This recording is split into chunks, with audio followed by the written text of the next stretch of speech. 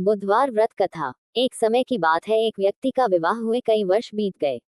विवाह के बाद उसकी पत्नी एक बार अपने मायके गई हुई थी। पत्नी के मायके में रहने के कई दिनों बाद उसका पति अपनी पत्नी को विदा करवाने के लिए ससुराल पहुंचा। ससुराल में कुछ दिन तक रहने के बाद वह पत्नी को मायके से विदा करने की बात अपने सास ससुर के कही। बुधवार का दिन होने के कारण उसके सास ससुर ने कहा कि इस दिन बेटी ससुराल नहीं जा सकती, इस कारण विदाई नहीं हो सकती है। लेकिन वह व्यक्ति नहीं माना और अपनी पत्नी को मायके से विदा कराकर अपने घर की तरफ चल दिया। रास्ते में जाते वक्त पत्नी को बहुत तेज से प्यास लगी, तब पति पानी की तलाश में इधर उधर भटकने लगा। काफी देर के बाद जब वह पानी लेकर वापस लौटा तो उसने देखा कि पत्नी के पास उसी की वेशभूषा में कोई अन्य व्यक्ति पत्नी के संग बैठकर बातें करता हुआ दिखाई दिया। विज्ञापन। दोनों व्यक्ति आपस में लड़ने लगे।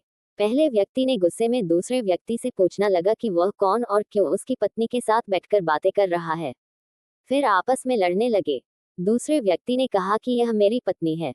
दोनों के बीच भयानक लड़ाई होने लगी। तब वहां पर कुछ सिपाही आ गए और स्त्री से उसके असली पति के बारे में पूछने लगे। दोनों व्यक्ति को देखकर स्त्री हैरान हो गई कि कौन मेरा पति है।